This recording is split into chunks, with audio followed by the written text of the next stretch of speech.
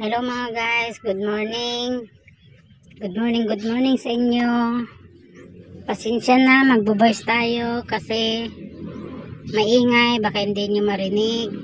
May nag-uusap kasi sa phone, yung dalawa kong kapatid. Ang lakas ng mga boses para silang mga mga nasa tindahan, nasa palengke. Kaya nag-voice na lang tayo. Kaya yan, naisip kong i-video yung yung pusa kanina pa naglalaro. Kaya nakita kong maganda yung laro-laro niya. Kaya binidyo ko na kahit na hindi masyadong mahaba kasi hindi ko na videohan nung una. Kaya yan, bata pa yung pusa na yan, galing ng Maynila. Yung mga alaga nilang may lahi daw yan.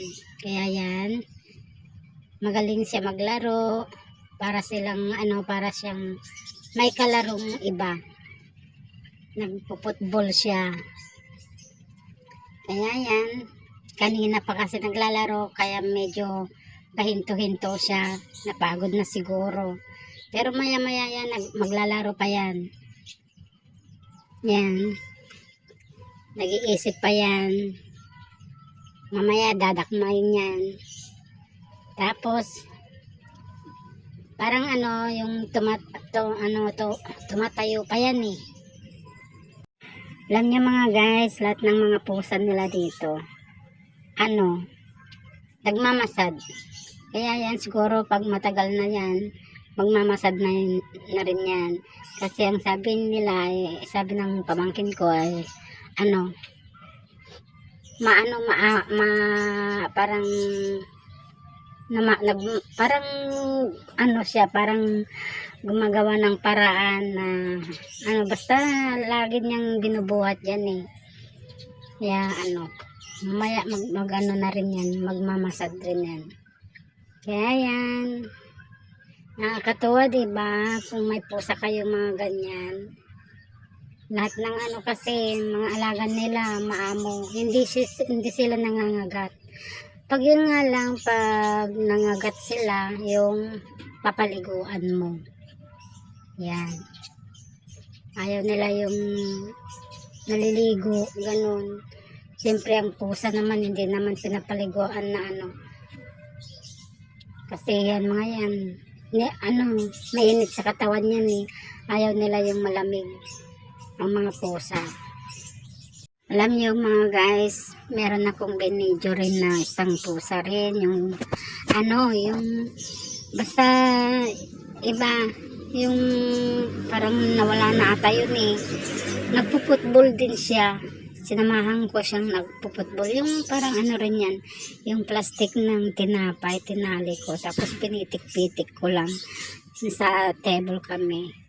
Aba, naglalaro, parang parang nagpo-football talaga, hinuhuli niya, tapos pipitikin din niya, tapos pitikin ko, parang nagpapalitan kami, tapos pag nahulog, pupulutin niya, yan, basta ang galing-galing. May video ako nun eh, hindi ko alam kung nasaan na, nasa TikTok ko dati yun, tapos hindi ko na nabuksan yung yung ko doon na account ko.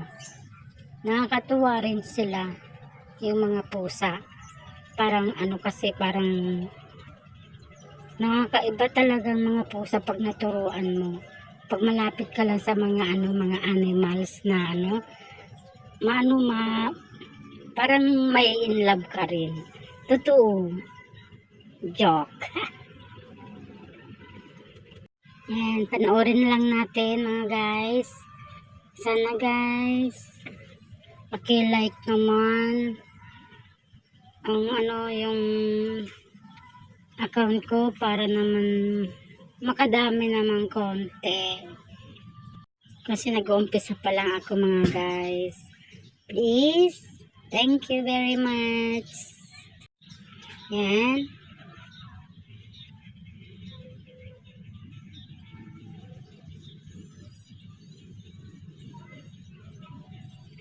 Mga guys, yan si Kira. Kira yan, yung itim na yan. Nagmamasad din yun. Nagmamasad din yan mga guys. Yung si Kira. magaling siyang magmasahe.